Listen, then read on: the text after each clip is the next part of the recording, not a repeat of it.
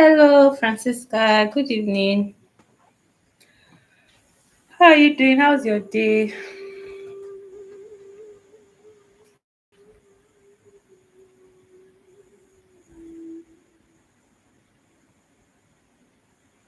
I'm just waiting for some time. Let more people join the class.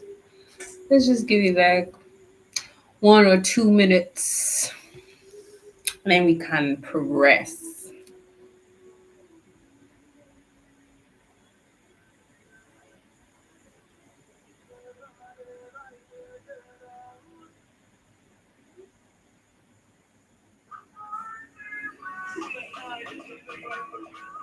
That's nice. My day was okay. I was able to cross some things off my list, so that's always a nice feeling. I'm actually like so typically on the days when I have these classes, right? It's almost like everything leads up to the class, and I get like very excited for the classes. So I just you just have it at the back of your head. Oh, you have something to do by this time. You have that kind of thing. So I feel like this is the highlight of the day. Well, this and Hallelujah challenge, because you don't stay stressed like your miracle. So that will continue the highlighting. But I'm happy to be here right now.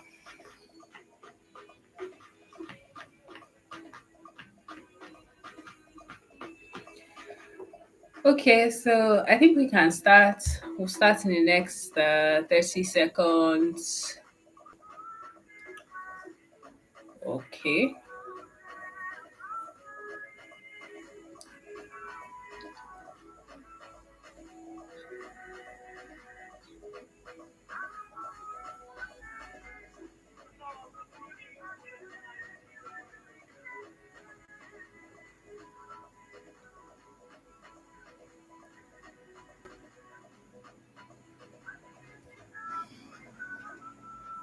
Mm, Olúwa tó Jésù.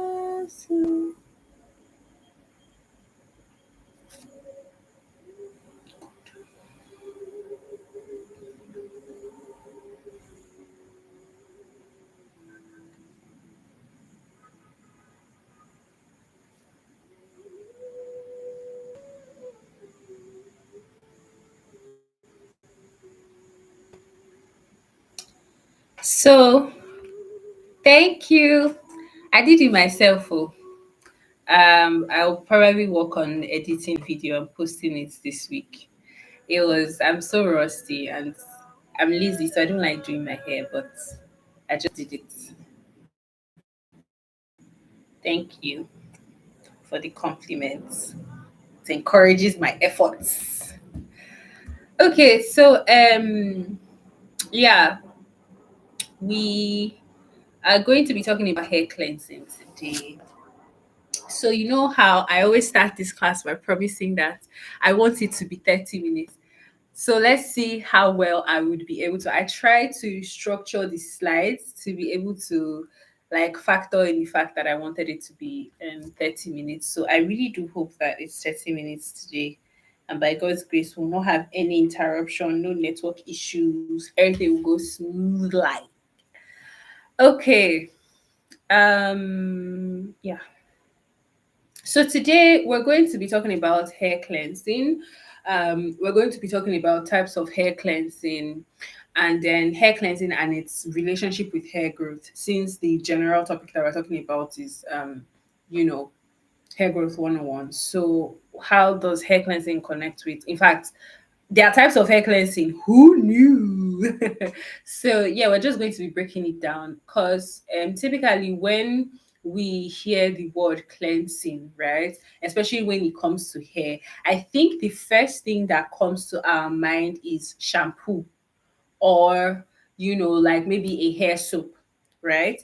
That's the first thing that comes to our mind when we hear cleansing, and we think that that's all there is to cleansing and everything that it involves, but it's so much more. So with this class, the aim is to just be able to dissect you know, the different types of cleansing, their advantages, when you can use them, and how to incorporate them into your regimen to get like the best results out of them. So that's what majorly this whole class is going to be about today. And like I said, I'm going to try as much as possible to keep it really brief, and so that we actually finish at the 30-minute mark. Ha! I'll give myself accolades if we finish at the 30 minutes mark. So let's get straight into it. Um, so first of all, right, cleansing, cleaning, washing, those words are used interchangeably, right? And there is not a, I would say there's not a fixed defining, like, oh, okay, this is how cleansing differentiates from washing, right? So I just use the word cleansing as a umbrella term to use to describe the process of removing dirt, oil, products buildup, and other impurities from the hair and scalp, right? So that's what we're going to be looking at today. So we'll look at the types of cleansing and why it's important and how it's connected to hair growth, right? Okay. So next slide. Oh, I don't know why this came out looking like this. Okay. So we have clarifying and detoxing cleansers, and then we have moisturizing cleansers. So I don't know if you've ever experienced this where you hear someone say, oh, okay, I tend to use clarifying shampoos, or you hear somebody say, I want to do a hair detox, right? So how does a hair detox and clarifying shampoo, how does it kind of separate from our normal shampoo, since all these things are cleansers? It seems like a little bit confusing and muddled up amongst themselves. So like, how do they um what do they mean, right? Okay, so what I did was I grouped two I separated the cleansing into two major groups, right? And then I would try to highlight each one of the examples and basically, talk about them more. So, first things first, right? How does a cleanser, quote and unquote, separate from a shampoo? Right? Now, a cleanser is anything, right? By our definition, it is anything that removes oil, dirt, buildup, or toxins from the hair and the scalp. Typically, a shampoo is, it could either be a liquid, it could come in the form of a liquid, it could come in the form of, a solid, which is, like a shampoo bar or a bar soap. But a shampoo is, it uses, from a product formulation standpoint, right? It uses surfactants, right? It uses surfactants to cause quote unquote foaminess, right? And what surfactants are, right? They are organic compounds that have both an oil loving head and a water loving head. So what they do is the oil loving head will bind to the oils, the dirt, and all that buildup that is on your hair and your scalp. And then the water loving head will bind to the water when you lather your hair, or when there's water on your hair when you want to wash your hair. It forms a lather and it helps to hold on to the dirt, right? What you're seeing when you're washing your hair, you're seeing your hair foam, you're seeing your hair lather, right? This is what is going on a molecular level, right? So the water binds with, the water on your scalp, and it helps to pull out, once you rinse your shampoo out, it helps to pull out that dirt and impurity. So by definition, you can already see that the major things that a standard shampoo that contains surfactants, right?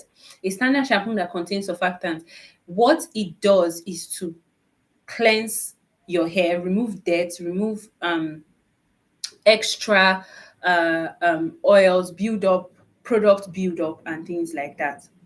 Now, I don't want to go into deep about the different types of surfactants and their pH and all that. But if I'm not mistaken, I think the day we talked about hair growth, where I was talking about, the parts of the hair that grow, I don't know if I mentioned the pH. But if I didn't, let me talk a little bit about pH, right? So our scalp and our hair, they have an acidic pH. So um hmm how do I'm finding it difficult to define pH in a layman's term, right? But there's a pH scale that talks about the acidity or the alkalinity um you know of a substance, right? Now, the pH of hair and scalp is between 4.5 to 5.5. So that falls under the acidic scale. Now, the pH scale is 1 to 14, right? From 1 to 7 is acidic, and from 7 to 14 is alkalinic or basic, right? So there are different types of acids. There are strong acids, there are weak acids, and so on and so forth, right? So our hair and our scalp is acidic, right? So for it to thrive, it's acidic, but it's a weak acid. So for it to thrive, for the ecosystem of your hair to thrive, for it to be able to fight off bacteria and everything, you need to be able to maintain that pH. So even products that you apply to your hair, if they are going to change the pH of your hair, you need to have other products, right? The final product that you're adding to your hair needs to be able to bring your hair to the appropriate pH, which is acidic, right? So that it can be stable, it has everything that it needs to be able to fight off a bacteria, protect your hair, protect your scalp, and everything that's on your head, right? So also, your hair is not living. Your hair strands are not living. The living part of your hair is your scalp, right? So that's where your follicles are. That's the part that grows out your hair. But your hair is actually dead keratin. Now, when so there are different types of shampoos, right? That have the active ingredients in a shampoo is a surfactant. So there are different types of surfactants. And those, thank you so much, because I'm trying really hard to like make this as simple as possible. I don't want to use too much sciencey terms. Okay, so the active part, what makes a shampoo is a surfactant. So there are different types of surfactants. Like I said, I don't want to go too deep into that so that we can have time to be able to touch all the other areas of what I planned for this class today. So that's shampoo, right? They typically act by they foam, right? That's one of their characteristics. And in their foaming, they bind to the oils, they clean your hair. But sorry, let me increase this slide so that you can see it. That's too much. Okay. So now that's the fact that this is how a shampoo works, right? Doesn't mean that that is the only way your hair can be cleansed, right? If we are going back to the definition of cleansers, right, it is supposed to remove impurities, it's supposed to remove dirt, oil, buildup, and toxins. So that means anything that can remove toxins, that can remove impurities from your hair is actually a cleanser, right? Okay. So now you see under this clarifying and detoxing cleansers, it's defined as a deep cleansing product that removes heavy buildup, such as products and oils and environmental impurities that regular shampoos cannot remove, right? Now, there are cases or there are situations where Yes, as a result of maybe exposure to sun, exposure to some certain type of water, right? um your hair starts having deposits of minerals, and they are not good for your hair, right? They can cause breakage, they can cause they don't allow the actual products that you are applying to your hair to penetrate into your hair strands. Okay, please, can we keep the questions to the end of the class so that I can answer everything at once, so that I don't get distracted from what I'm trying to do. So, Essay, I will come back to your question. So, as I was saying, yes, I was talking about the toxins and build up mineral deposits that can happen, that can be come on top of your hair due to um, due to exposure to the environment, toxins in the environment, and then even the water, even the kind of water that you are using, right?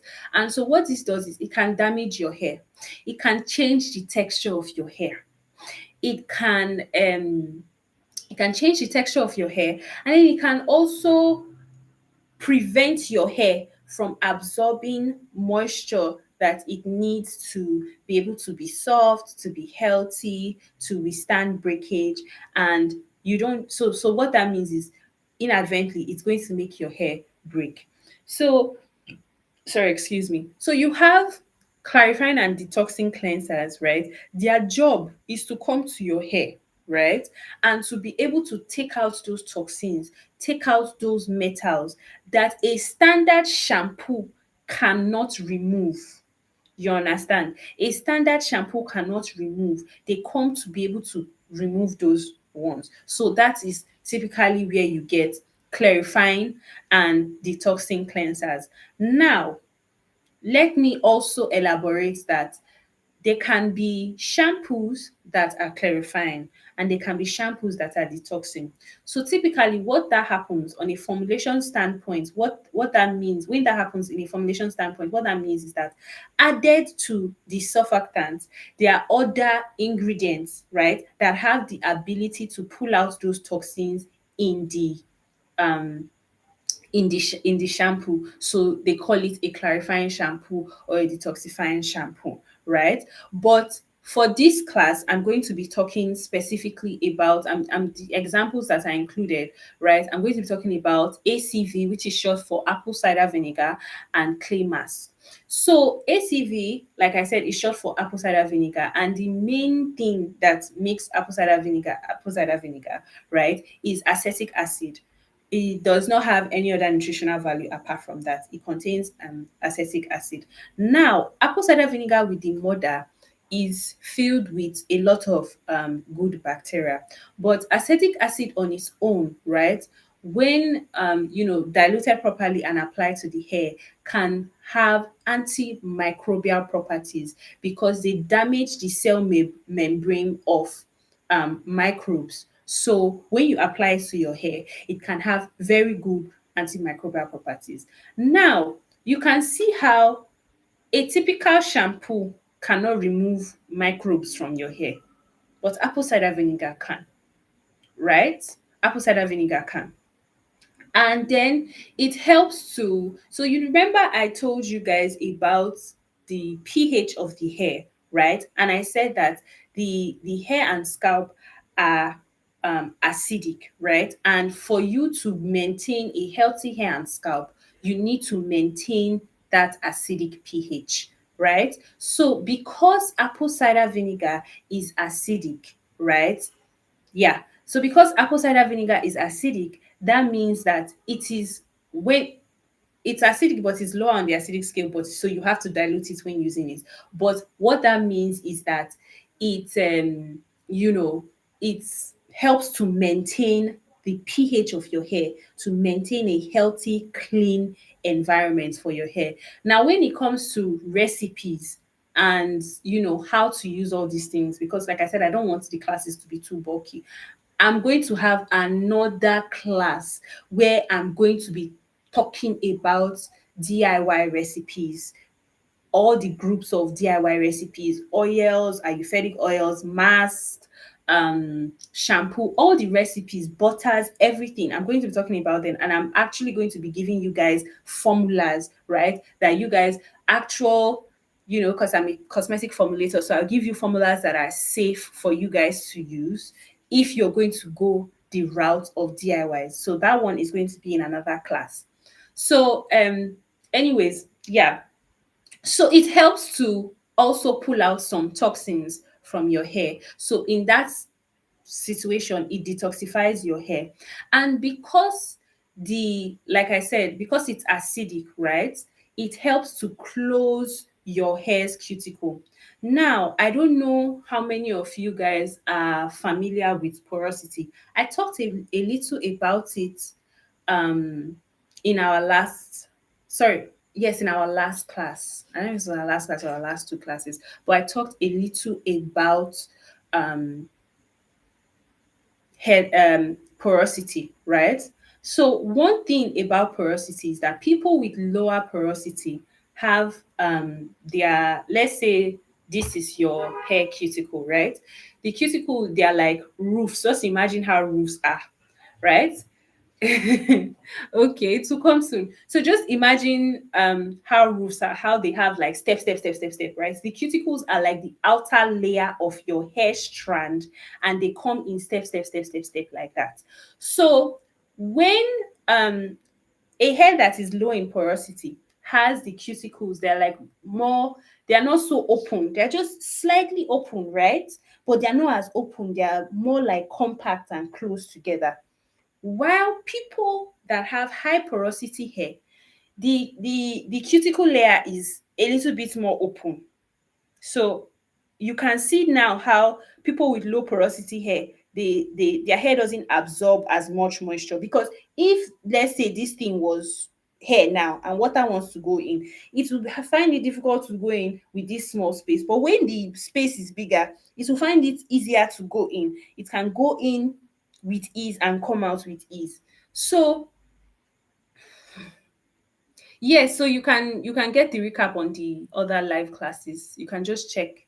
The links are in the group, so you can get all that recap here. On all those recaps there, you can watch those videos to get the recaps. So as I was saying, right? So you have the cuticle for a higher porosity hair. It's open, right? That's how it is. So what happens with people like this is that they notice that if they apply moisture on their hair, it will not take long. The hair will lose the moisture because their cuticles are open. One thing that apple cider vinegar helps you to do is it helps you to actually close your hair's cuticle. Imagine. So it doesn't just help to kill microbes, it doesn't just help to protect and maintain the pH of your hair and scalp, right? It doesn't just help to remove toxins and break up buildup, right?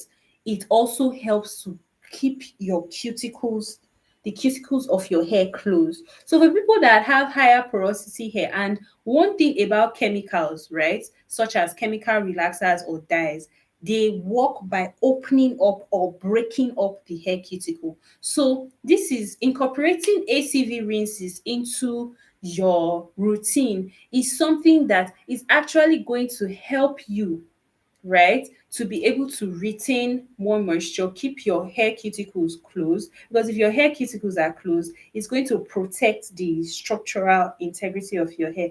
I hope you guys are following me. I hope I am not, you know, making this too complicated or too scientific.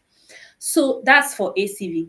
So now the next one we have is clay mask, right? So there are different types of clays, and they have different strengths and different potencies and all that, right? But generally, right, clays are very good adsorbers, right? They are good absorbers and adsorbers. Ad as in ADBSORBS. Sorry, ADS or RBS, adsorbers and absorbers. So think about absorption like when you put um cloth, tissue. Okay, think about absorption like when you put tissue paper inside water and it soaks up all the water, right? That is absorption. Now, adsorption, right? Think about a magnet. When you put a magnet and then anything that is metallic binds to that magnet, and you can actually use that magnet to carry that thing, that is the adsorbing properties of clays.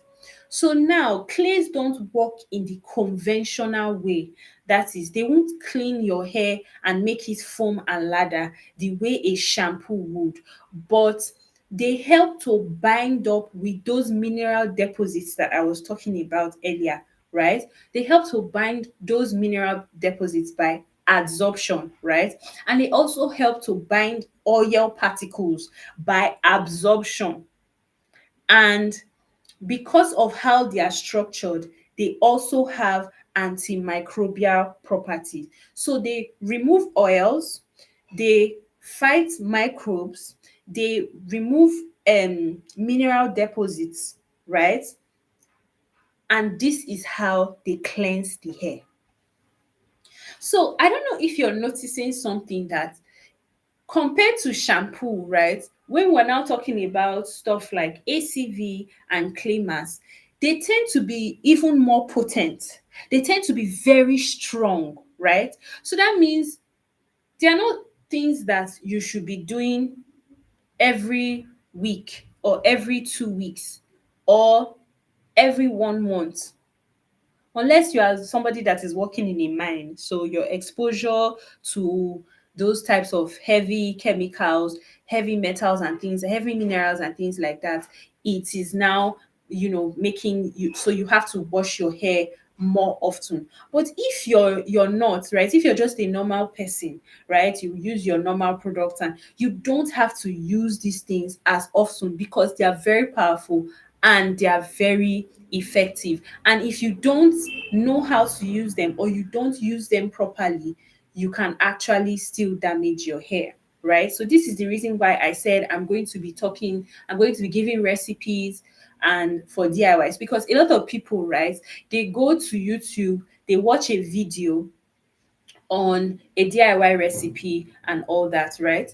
Sometimes, a lot of times, the person that is even giving you this recipe, they might not fully understand the science. They might not fully understand the chemistry of what they are giving to you as DIY, right? And they will use it and it might probably work for them because maybe their hair falls under the category of the hair type that it works for. But you, unknowing to you, you have a different hair type. You will now go and use that thing and then you have an adverse effect, and then you come to the conclusion that some people have good hair. No, some people don't have good hair. You just don't understand the chemistry of what you were using, and while it worked for A, it didn't work for you.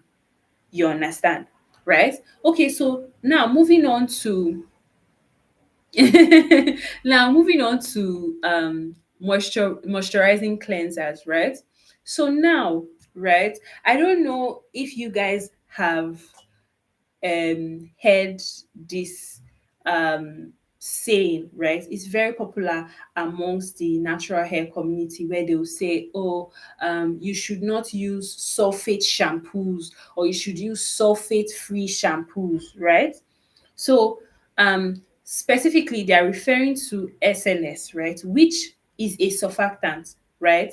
And it's very strong, it's very, very potent. So when the natural hair journey started and the movement started and things like that, the class is twice a week, Tuesdays and Saturdays.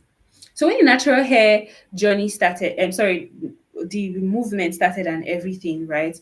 And people were trying to still understand and learn about, the kind of products that uh, you're supposed to use for your hair, knowing fully well that the afro-textured hair community is not really catered to as much as the Caucasian hair or the Asian hair, right? So there was that whole, okay, dissecting the products that were available and trying to pick out the ones that would be good for our hair or not, right? And because our hair needs a lot of moisture because of the structure of our hair, and how it's not it the sebum, the oil that our scalp produces, doesn't typically run down the strands of our hair. So because of that, um we don't have the sebum oiling or coating the whole of our hair. We don't have our hair naturally feeling greasy. So that's why if you wash your hair, and if you don't, thank you, Deinfa. So if you wash your hair and you don't apply any products, you don't apply any conditioner, you don't apply any butters or anything like that, you find that your hair is very dry, because you've just stripped your hair of oils, and then the oil that your scalp is naturally producing cannot run down, the strands of your hair. So there was a very big move against, sulfates, right? Sodium lauryl sulfate and sodium laureth sulfate, all those sulfates, because they are very strong, they are very active surfactants, right? And then there was a move towards milder surfactants like cocamidoprilbetaine and decyl glucosides, all the acyl glucosides. So those ones were milder. They had like a their pH was, if they were ionic, right? If they had pH, their pH was more acidic than it was basic, because typically surfactants are basic, right? So that's it was where that whole thing now came from, where they say, oh, avoid sulfate shampoos, because those types of shampoos tend to be drying, right? So moisturizing shampoos, it kind of sounds like an oxymoron, like it's two opposite things, because a shampoo is supposed to remove oil from your hair. Now it's moisturizing your hair while washing it. The whole idea of shampoos like that is so that post shampoo or cleansers like that is that even after you've washed your hair, even though you successfully cleaned it, you successfully removed the dirt and the build up, what happens is that you're not having your hair feeling like extremely dry, right? So now in this category, this is where I now put in herbal shampoos. Or sorry, I put in herbal cleansers, right? Okay. So um a moisturizing hair cleanser is formulated to hydrate, nourish, and restore dry, brittle, or damaged hair while gently cleansing. So the idea is it's still going to cleanse, right? It's still going to remove oil, dirt, and build up and things like that. But it's going to be, sorry, excuse me, it's going to be milder. It's going to have a moisturizing effect while it is cleansing, right? So now, there are some shampoos that are formulated, right, with active surfactants, but they also have moisturizing ingredients to help to deliver these benefits, which is nourishing the hair, keeping the hair soft, even though it's cleansing the hair, so that post wash your hair doesn't feel very dry and brittle, right? It still has this softening effect, and this is very important for people that have our hair type, because of what I explained before, right?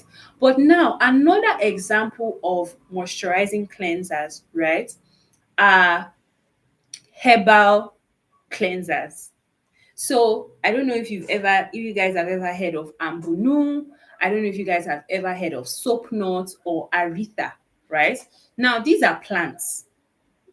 They are plants, but the reason why they are considered cleansers is because they contain and I can't call it an ingredient, but they contain something called saponin, right?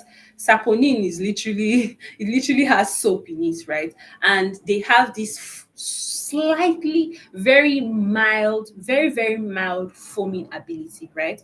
And saponins, much like surfactants, right, they have that cleansing ability. So now the thing with plants is that a lot of times, if a plant has one thing, right, one property that makes it very, very nice and rich, and doesn't mean that that's the only property that it has. So when we are working with these plant cleansers, right, they tend to impact other properties into the hair, as well as cleaning the hair. So now a good example is ambunu. Ambunu has this mucilage that it produces that makes the hair, sorry, that makes it like sticky, like okra. It used to drop, right? So that makes it very, very good for detangling. So Ambunu can clean your hair as well as detangle your hair.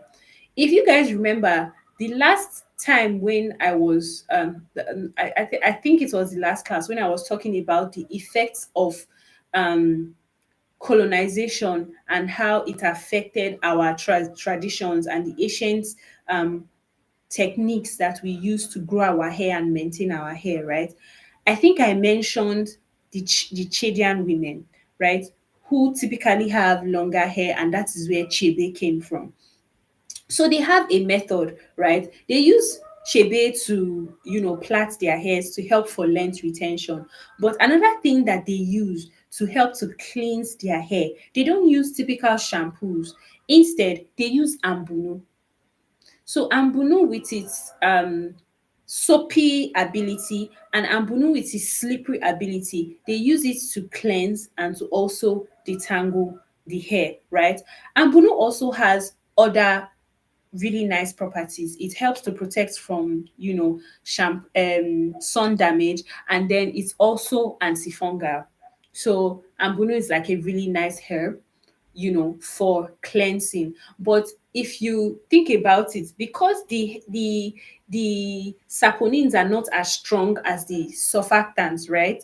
It's not going to cleanse the hair as strongly as it's not going to cleanse the hair as strongly as shampoos would, but doesn't mean that it doesn't have its place as a cleanser, right? Because this is what we were using in the ancient days, traditionally, this is what we were using, and it worked for us. Even the Chilean women that still use it today, they have long, beautiful hair. So there's soap knot. Soap knot is indigenous to uh South Asia, right? Soap knot and aretha, those are the indigenous to South Asia, and then they still have those same saponin properties that help to cleanse the hair, but they also have other properties that help to, nourish the hair and give the hair like really nice benefits, right? So that is why I put them under this category of moisturizing cleansers.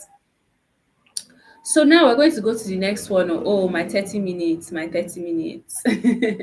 I've already exceeded the time that I wanted to spend today. So I'm just going to quickly just wrap up so that I can take questions.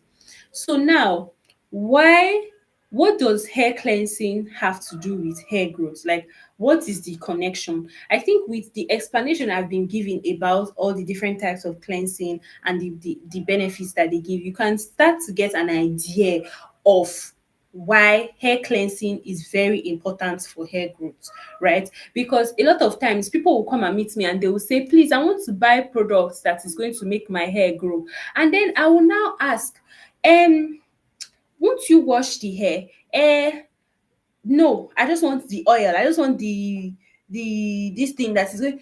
But washing your hair, right? Having a good routine is also this is also part of hair growth. Hair growth is not just the hair coming out of your scalp, right? Okay, so if it is even that, that means hair cleansing is very important because if your scalp is where the hair is coming out from and your scalp is clogged, your scalp is not functioning at the optimal environment it is supposed to function. Just imagine somebody that has not eaten for 3 days, right? Imagine your security guard in your estate has not eaten for 3 days and armed robbers now come. Can that security guard fight armed robbers? Can't fight armed robbers now. They go rob your house. So that is essentially how it works with your scalp. Your scalp is the living part of your. It contains the living part. Is the living part of your hair, your whole hair system.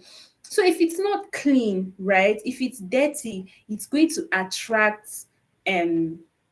going to attract microbes, it's going to attract toxins, all these things that are going to affect the optimal growing environment of your scalp. So it's not going to help you, it's not going to grow the best kind of hair. If the hair is even clogged, your scalp is clogged, the hair strand, let's say the hair strand that is coming out is supposed to be this thick, It's supposed to be this thick. It ends up being so much finer because there's no space for the hair to come out. Do you understand? So hair cleansing is very, very, very, very important. It plays a very, very vital role in hair growth because your hair is growing from your scalp. Your hair is not growing. This hair is dead. Where is coming from, the living part is your scalp. So your scalp is very important, right? So now another thing that hair cleansing does is if your hair is dirty, right, it's going to be itchy. It's going to be itchy. So what will happen is you find yourself scratching that hair. You're going to be scratching that hair a lot, right? And that can lead to breakage. That can lead to hair fall, right? So you're just losing hair unnecessarily because your hair is dirty. You do not clean your hair. So this is how hair cleansing actually connects with hair growth, right? Now, also, when you do those cleanses, those detoxifying and clarifying cleanses like the ACV and the clay wash, right? They don't just help to remove toxins and grow.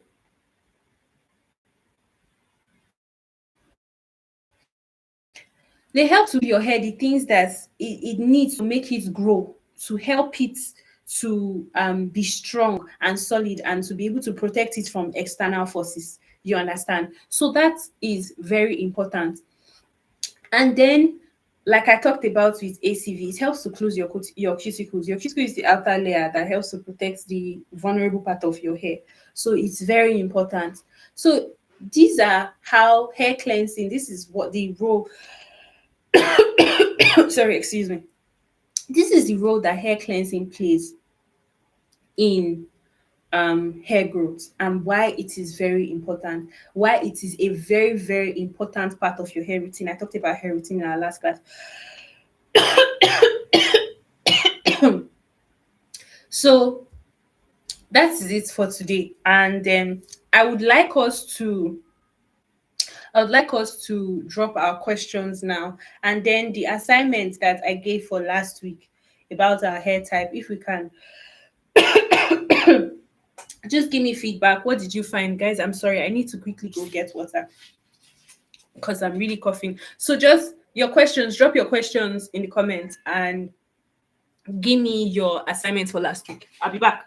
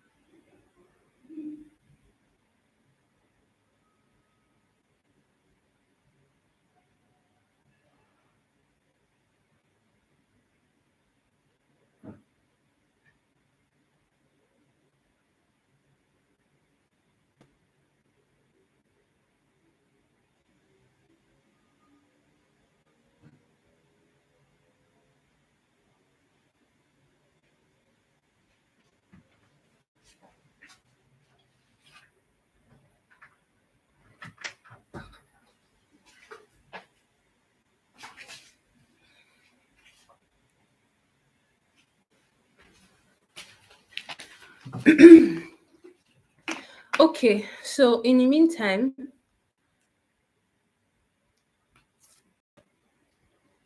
thank you. Thank you. It's what we do. Yeah, I said I wanted to answer. There was a question that came in earlier during the class. Let me answer that now. Yeah, okay, no, it's not sulfur, it's sulfate. And I think I talked about it a little bit where I was talking about how when the natural hair community started and with us not really having like for the appropriate options for our hair. So there was a lot of talk about sulfate free shampoos because sulfates like SLS, sodium lauryl and sodium lauryl sulfate are very strong surfactants. So they have this effect of drying the hair, like when you wash your hair, with them, they're very strong, so they dry the hair out. So I hope that answers your question. I hope that answers your question. I'm waiting for more questions.